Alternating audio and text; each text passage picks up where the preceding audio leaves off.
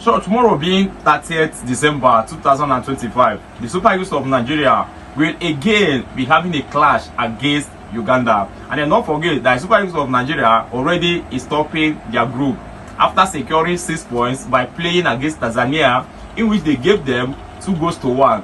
They also played against Tunisia. They won Tunisia 3-2. And then this time around, to crown their winning in that group stage, they will be playing against Uganda. And then hopefully this time around, the Super Eagles of Nigeria will continue to put smiles on the faces of Nigerians and also their fan base worldwide. And then don't forget that Super Eagles of Nigeria don't actually have a good record, as it has to do with playing against Uganda. So far so good. They have played against Uganda 8 times, and then in those 8 times, I don't know how it happened. I'm still surprised on how it happened. But surprisingly to me, Uganda won Nigeria 4 times. After having 8 clashes, they won Nigeria 4 times. Nigeria won them 2 times, and then the rest were draws against the Super Eagles of Nigeria. So I'm still surprised that it happened that way. But this time around, I trust that the Super Eagles of Nigeria is actually going to deal with them.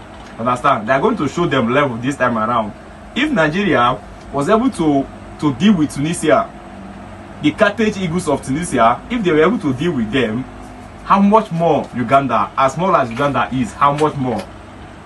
But all the same, whichever way that the match will be going, the result will be going, the Super Eagles of Nigeria already has crossed over to the next round, which is round 16. Whether they win, whether they lose, already they have made it to round 16. But to still maintain our winning spree, it is still very, very important and best for Super Eagles of Nigeria to continue with their winning. That is how we want it. So a very big shout out to Rick Chile. He has been doing well. Very big shout out to those players too. They have been doing well as well. Just that Stanley Nwabali, that is where I'm having my fears. I'm seriously having my fears on where Stanley Nwabali is. What has come over him is what I can't really tell now. But the Stanley Nwabali that we are seeing these days, and then the Stanley Nwabali that we saw then 2 years ago, they're actually 2 different people. Like, they are totally different now. Maybe age is coming in, or maybe overconfidence is coming in, or maybe because he is not having enough competition in that goalkeeping position. That should be why he's acting this way. But he needs to do something seriously. Like, to maintain his first, to maintain his good record before this moment, he needs to do something as fast as practicable.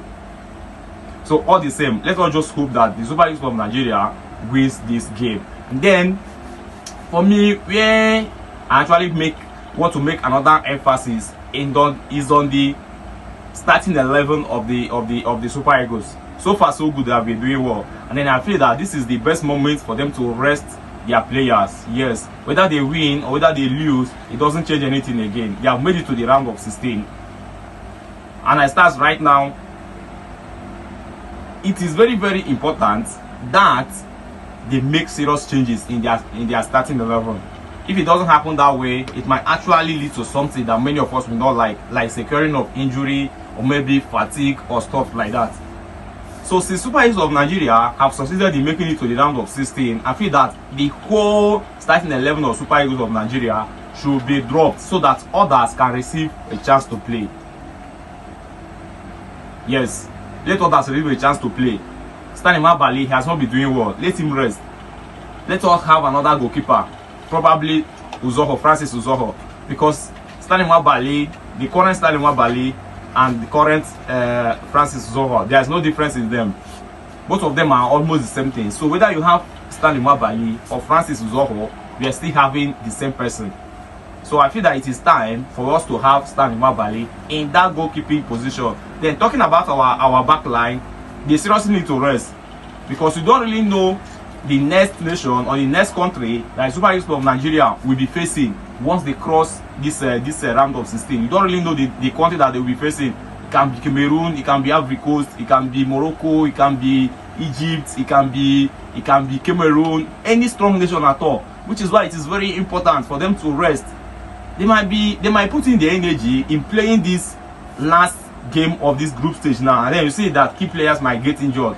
Someone like Wilfred Ndidi, someone like Awolesi Iwobi, or even Victor Osimhen, or Samuel Chukwueze, or even Ako Adams. Any of them can get injured, which will be a very big limitation to the strength of the Super Eagles. So I feel it is best that all of them, all the starters, should just rest. That's why I'm coming up with this starting 11 for me. The backup starting 11 for me. Already I've said that the person that should be on the goalpost should be Francis Uzoho. Then after him, you have J.U.D. Yes, J.U.D. started the first match and then his performance wasn't all that cool. So for me, I'm dropping him so that Bruno Onyemechi will play ahead of him. Because of that, I've now relegated J.U.D. Sanusi down to the backup defender. So the number 3 position, we're having J.U.D. Then we have Awazim and Igo Obu. Let the two of them play the center back role, and then let Kevibasi and Ajayi let the two of them rest. Then in number 2 position, we are looking at Alebiosu. Let him play there. It's better that he plays. Let other people rest. Then in midfield position, we should be having Onyedeka. Then we have Dele Bashiru and Ebenezer. Let these 3 players marshal down midfield instead of having Frank Onyeka or Wilfred Ndidi or Alex Iwobi. Let these 3 people do the job. Besides, the results doesn't matter much again, since the Super Eagles of Nigeria have already crossed over to the round of 16. Then on the side of the attackers, let us look at Simon Moses on the left flank. Then Paul Onachu.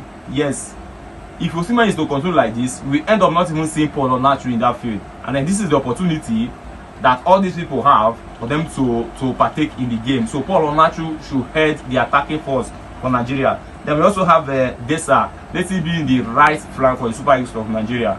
So this is my own predicted lineup.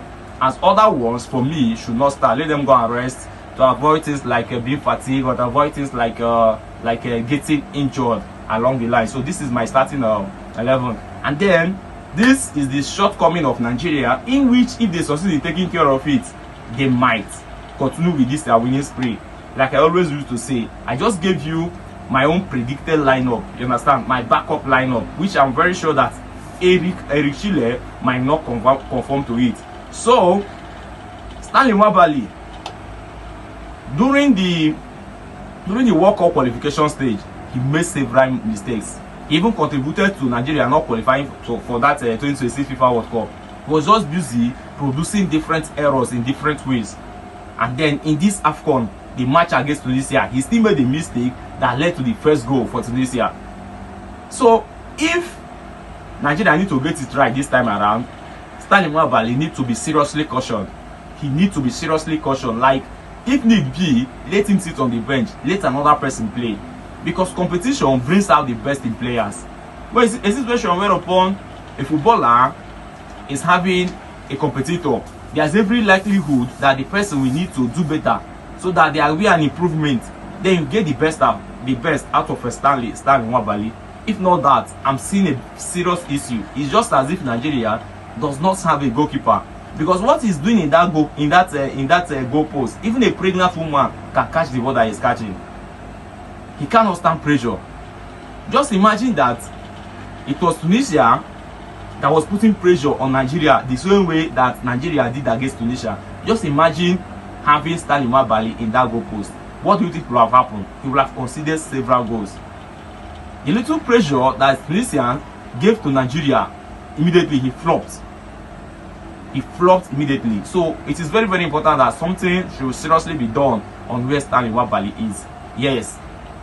Then, having said that, the midfield role, thank God that in the first match against Tunisia, it was only Wobi that was creating chances. And then this time around, many other midfielders were creating chances in the match that they played against Tunisia. So I can see improvement in that axis. Then in the attacking role, Ademola Lookman is fantastic. Victor Osimhen is also fantastic. Then Akko Adams is also fantastic. Even though I'm still proposing that all these players should be rested, but even if they didn't get the rest, it is still important that they replicate what they have been doing so far so good. So that is that in respect to the Afcon match between Nigeria and Uganda. So let us know what you think in the comment section. Don't forget to air your decent opinion.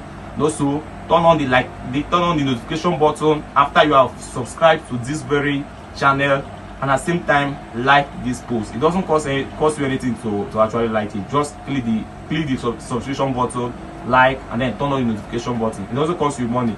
Just support me as we head onto 300 subscribers. Thank you for watching, and then thank you for staying too. God bless.